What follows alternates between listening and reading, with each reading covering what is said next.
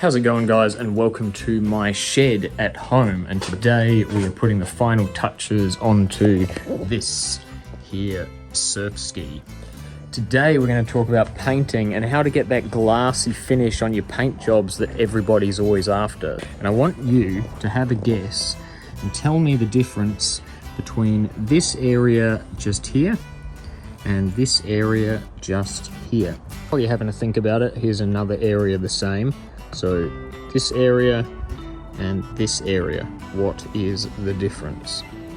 So how'd you go? If you answered sanding, one side is sanded, the other side is not sanded, then you're about half correct. But what I really want to point out is something called orange peel. So orange peel is this texture that you get from spraying paint. And it doesn't matter if you're spraying with a gun or you're spraying with an aerosol, like a can, like I have here, you're gonna get this orange peel here in your paint job. You can go and look at your car outside even, have a look at the panels, look along them, and you will probably have orange peel in the paint job of your car. You may have already guessed, but orange peel is called orange peel because it has the texture of the skin of an orange. Rocket Man. No, not that orange. Means his balls are aching. No, not that orange either. Luke, I am an orange. Yes, orange the fruit. If you look at the skin of an orange and you look at the paint job on your car or whatever you've painted, you're going to notice they have a very similar effect or texture to them. But Uncle Dingman, I don't want orange peel in my paint. I want it to look like glass. Well, fear not, because I'm going to give you a couple of tips here to help you with that. The first tip is arguably the sign of a really good painter. And when I say painter, I'm talking automotive painter. Car painters are really kind of the pinnacle of spray painting, depending on the make of the car. Your standard Toyota that you drive around every day, it's probably painted by a robot arm. But if you're looking at a car like a McLaren or a Ferrari, you should not be finding orange peel in their paint jobs. Now, orange peel really comes from the clear coat when it's being sprayed on, and the hallmark sign of a really talented painter is them being able to lay that clear coat on super wet, like a sheet of glass. But of course, if you lay it on too wet, you're going to get runs, and then you've got to cut them and sand them, and you can run into problems. So a really talented, qualified painter is striving to get their clear coat on as wet and as glassy as possible without getting those runs. If they put the clear coat on dry by moving their gun too fast or by holding their gun too far away from the surface, then they're going to start to get dry paint jobs and orange peely paint jobs. Now, this is a lot easier to accomplish with a spray gun than it is with a spray can. You can get spray cans on pretty wet, but you're always going to end up with a bit of that orange peel texture. So if you want your paint job to look like a mirror, like flat glass, then you're going to have to do some sanding. And this is what we've been looking at on this surf ski. So the differences we're looking at between this side of the surf ski and this side of the surf ski is this has been sanded currently with 800 wet. And my goal with the sanding is to remove this orange peel, make it nice and flat and glassy without going through the clear coat and sanding away my color, because that would be a nightmare. If we go back a little bit here where I've sanded, you can see here there are still some speckles of orange peel. So it's not sanded flat yet, and that's kind of the guide I'm using to know when I've completed my sanding. I don't want any of that shine. I want it nice and flat like this. The goal here is to create a paint job after it's polished that when I look into it and see my reflection is as crisp as a mirror. There is no texture to it. It's flat, it's high definition, if you will. If I don't sand all of that orange peel away, then I'm gonna end up with almost like looking through a church window. It's kind of bumpy and lumpy, and my reflection isn't even. And I hate looking at my reflection when it's not even. In our last video, we spoke about guide coat, and this is in theory something you could use guide coat for. We could apply it to our surface, it would sit in those low spots in that orange peel, and then we sand until our guide coat is all sanded away. But in all honesty, with this type of work, it's not really necessary. Our job is just to sand, sand, sand, and then we're going to let it dry, maybe even dry it with a towel, have a look how much more it needs and where it needs it, and then we're going to continue on until we're left with a nice flat matte looking surface. Two main tips I would give you here. The number one tip is when you're sanding, if you were talking to an automotive painter, they would tell you never sand by hand the way I am, always use a block. Not like an old 2x4, something with a little bit of softness to it, a rubber block, maybe a hard foam block, but something to keep the sandpaper flat.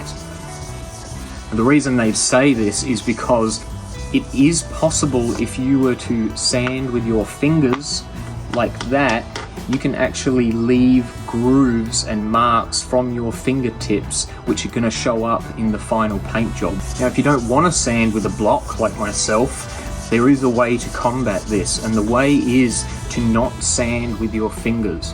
What I'm doing is I'm sanding with the ball of my palm. That is my block.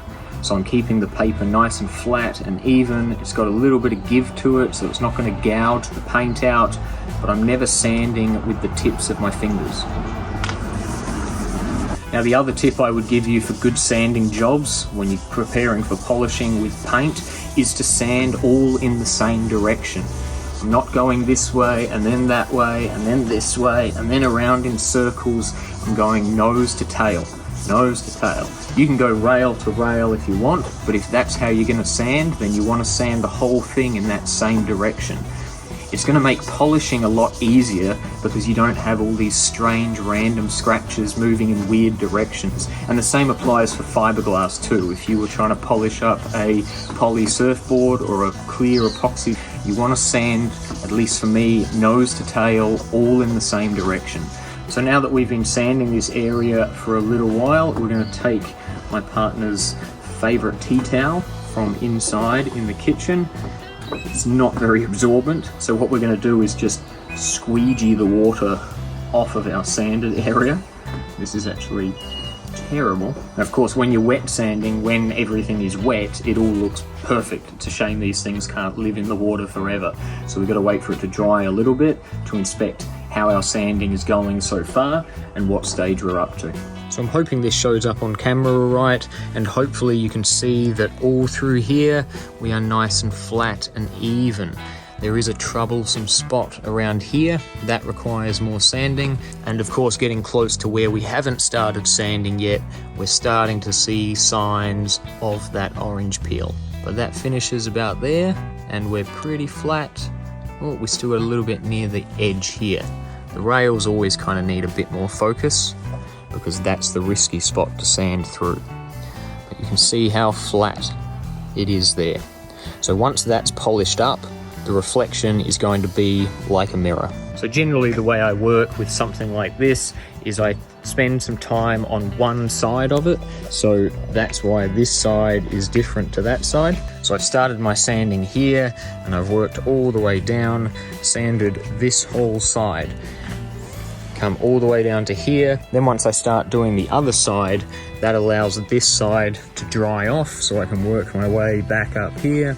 And then by the time I get to the end, this side's going to be dry again, so I can check how much more sanding is required on the side I started on.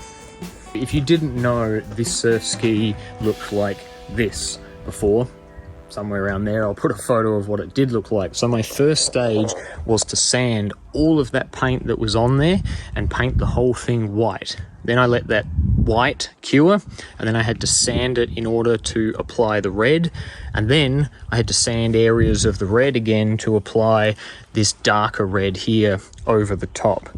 So when sanding to apply paint on top of paint, if I was to leave the area like that, say, with orange peel still in it, every little shiny patch you see there obviously isn't sanded. So when I apply paint over that, you have to know that you're applying paint to surface area that has not been sanded, and that can result in your paint peeling and flaking off over time. So you're looking for a flat, even, dull finish, and that goes as well for if you're painting over fiberglass. You don't want to give it a quick rough up and have some dull areas and some shiny areas, be them brush strokes or orange peel. You need it all sanded to guarantee good adhesion to the surface. Now I'm going to be honest with you here, this is a surf ski, it is not a Ferrari, it is not a Lamborghini, and for that reason I'm not aiming to get rid of 100% of the orange peel. This job took long enough, and it would take a lot longer if I was trying to get rid of every single little bit of shine out of it. Now imagine for a second you're the customer and you come to pick this finished surf ski up, and when you look at it, you're going to check your reflection and check the shine in the big flat areas of paint, and in particular the red paint. You're not going to look at the rail of the board looking for your reflection. You're going to look at the big flat areas. So what I'm doing is I'm working to about a 75% threshold. I'm trying to get rid of at least 75% of the orange peel from the big flat areas of paint, like you can see at the nose here where I'm sanding. Something like a McLaren, a Ferrari, a Lamborghini, they're going to be 100% of the orange peel removed from every single area of every door and quarter panel and everything. But like I said, this is not a Lamborghini, it's a second-hand surf ski. There is one more factor that's going to come into play when trying to polish areas like this up, and that is the chosen colour. Next time you're at a shopping centre parking lot, walk by a bunch of cars of different colours and check your reflection in the panels. Check a white car and you really won't see much reflection no matter how shiny the car is. And then check a black car, and black cars, they show up every single little thing. So depending on the colour that you choose and how dark it is going to dictate how much sanding is required to get a good polished finish on it. This is a short that I posted quite a while ago, last year sometime I think, and it's black. And so in order to polish black up the way this clubby board was polished up, that's 100% of the orange peel removed. With something like black, any little indiscrepancy, any flaw in the sanding, it will definitely come up when you look at your reflection in it after polishing. Generally speaking, the darker the colour you're working with, the more sanding is going to be required to get this kind of effect, and the lighter colour you're working with, you can get away with less sanding.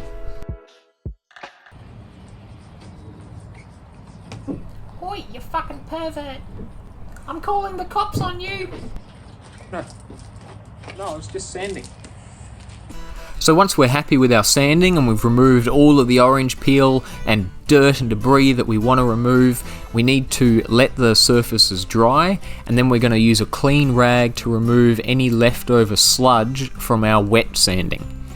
We're then going to apply a little bit of polish. We don't want to cake it up with polish because that means it's going to take us forever to buff it all away, but we want enough to actually have an effect. So this is kind of going to come down to experimentation, but you can see here I'm just doing maybe 6 to 8 little droplets on this surface. Before we actually start polishing, we're going to smear this polish around, because otherwise as soon as we turn the polisher on, it's going to fling all of our polish off the surface onto our shirt, and you're not actually going to be buffing with any compound. Then we're going to slowly start to rotate the polisher, but the only goal at this stage is just to smear that polish around as best as we can. We kind of want to coat the whole surface in polish, and it prevents more polish being flicked off once we increase the speed a bit. Now we're going to start being a little more methodical, and like I said, we're starting against the way we were sanding. So if you're sanding nose to tail, then we're going to start polishing rail to rail. Now this is going to get a little bit OCD, but I like to count everything that I do. So I do 3 passes back and forth, working against my sanding direction like we see here. Then we're going to do 2 passes moving in the same direction as our sanding, like we see here. Then we're going to do 2 more passes working against our sanding direction. And then to finish it off, we're going to do 2 final passes working with our sanding direction again. You'll notice with each change in direction, the clarity of your reflection is going to become better and better with each pass. And so we're really working towards having not much polish left on the surface at all. You can see here my reflection is reasonably clear. It's a little bit misty because there is still some polish, but it's not as misty as it was when we first smeared the polish all over the surface. Once we think we're happy, we're going to wipe it down with a clean chamois, get rid of the rest of that polish, and you'll get your final result. And if you're not happy at this point, if you want it shinier or it's not perfect, you just add a little bit more polish and do it again.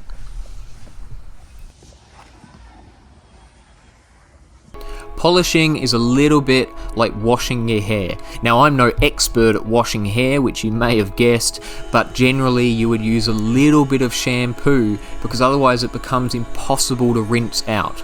You wash your hair, if you think it needs washing again, then you use a little bit more shampoo. You don't fill your hand up with shampoo and then spend an hour trying to rinse all of that out of your hair. It's just a waste of time, it's not efficient. So same with polishing, a little bit of polish, do a cycle, and if it needs more, a little bit more polish and do another cycle. Don't just cake half a bottle on there and then polish for 7 hours trying to remove it all from the surface. People often ask me, what kind of polish do you use, what brand? And in all honesty, I use all kinds of polishes. Whatever's good for cars is going to be more than ample for a surf craft like this or a surfboard. No brand of polish is going to make up for poor sanding, and no brand of polish is going to make up for bad technique on the polisher itself. If the polish is good enough for cars and you're not getting satisfactory results, the polish is not the problem, I promise you. The only other tip I can possibly give you in this video is start your polisher at a low speed and work your way up to a higher speed at the end. Other than that, it's just going to be practice.